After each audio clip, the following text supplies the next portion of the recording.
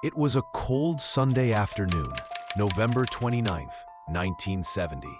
The Isdal Valley, just outside Bergen, Norway, lay cloaked in silence. A biting wind swept across the trees, and the air hung thick with damp fog. Locals called this place Dødsdalen, Death Valley, a name earned from a grim past of suicides and fatal accidents. A father and his two daughters were hiking the narrow path, winding through blackened stone and icy underbrush. It was then that the smell reached them. Acrid, chemical, burning. They followed it. What they found would haunt Norwegian crime history for decades. Lying among the jagged rocks was the charred body of a woman, half covered in leaves and soot. Her front was burned beyond recognition.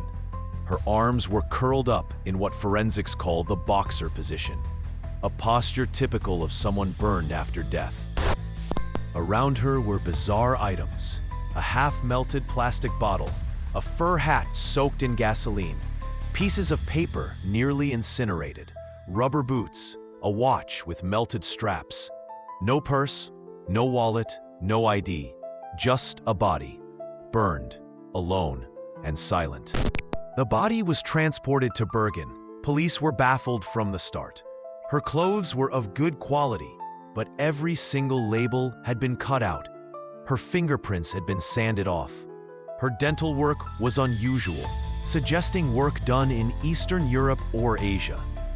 Nothing about her made sense. The autopsy found no smoke in her lungs, meaning she had likely died before being burned. In her stomach, over 50 sleeping pills, and in her blood, more. Enough to kill her 3 times over.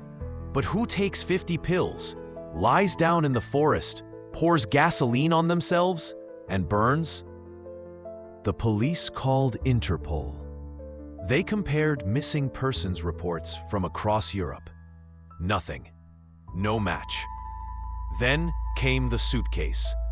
10 days later, at Bergen's train station, a set of luggage was found in a locker. Inside, wigs, non-prescription glasses, a notepad filled with random dates and numbers, shoes with the brand names scratched off, a comb, a spoon, and among it all, a bag from a pharmacy in Stavanger. That clue would open a new door in the investigation. The woman had been traveling extensively under false names. Police began tracing her movements. Hotel staff across Norway remembered her, sometimes as blonde, sometimes as brunette. Sometimes she wore a wig. She always asked for a balcony room. She spoke multiple languages: German, French, Flemish, broken English. She had checked into hotels under at least 8 different aliases, using fake passports. Each name slightly different, but the pattern was the same. Always traveling alone, paying in cash, rarely staying more than a night or two. In one hotel, a witness reported hearing her arguing with a man in the hallway. In another, she dined alone, chain-smoking, gazing out the window. The police created a timeline. She had traveled through Paris, Hamburg, Stavanger, Bergen, and even Trondheim. Her last known stay was at Hotel Hordeheimen in Bergen. Witnesses said she looked on edge.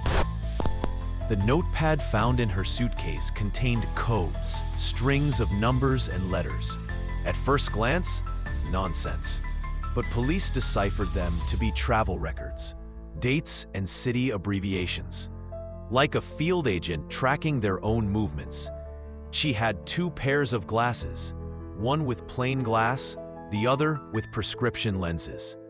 Wigs in 3 colors, a spoon with a trace amount of methylphenobarbital, shoes of expensive European make with brand labels removed. Her handwriting matched all the hotel logs. She signed in as Genevieve Lancier, Claudia Tielt, Fenella Lork. Always fake, always alone. So who was she hiding from? Or who was she watching? Cold War Europe was a shadowy place. Norway was involved in secret NATO missile testing in the early 1970s. Bergen, a port city, was of strategic interest. One theory emerged quickly. She was a spy. Was she Russian intelligence? Mossad? A double agent? Her knowledge of multiple languages, her disguises, her coded notes, all fit the profile. Some believed she was watching U-2 test flights off the coast. Others suspected she was murdered by her own agency after a failed operation. But there was no proof, no records. No country claimed her. No fingerprints to trace. No family came forward. The last known sighting of the Isdal Woman was on November 23rd. A hotel maid remembered her packing quickly, looking nervous. She paid in cash. That night, she vanished. 6 days later, she was found in Death Valley. She had no key to any locker, no ticket, no return. The matchbox used to start the fire came from a brand sold only in Belgium. But the boots were from Italy, the coat, German, and her suitcase, Swiss. Everything led somewhere, but nowhere. In 2016, Norwegian journalist Marit Higraff reopened the case. With the help of forensic scientists, a partial DNA profile was extracted. It showed Central European ancestry, possibly from the border region of France and Germany. Her teeth confirmed Eastern European dental work, but the DNA didn't match any international database. No family claimed her. No cemetery stone bears her name. She remains buried in Bergen, her grave marked simply Ukjent Kvinne, unknown woman. Was she running, hiding, or watching? The truth remains locked in time, behind a curtain of Cold War silence and forgotten identities. Every few years, someone re-examines the case. A new podcast, a new theory, but no answers. She is Europe's Jane Doe, an enigma with 8 names, yet no past. A woman who lived behind a mask and died in fire. If you found this story compelling, subscribe to Conundrum Quests. We dive deep into the world's most chilling unsolved mysteries, and maybe, just maybe, you'll be the one to piece together the truth behind the Isdal Woman.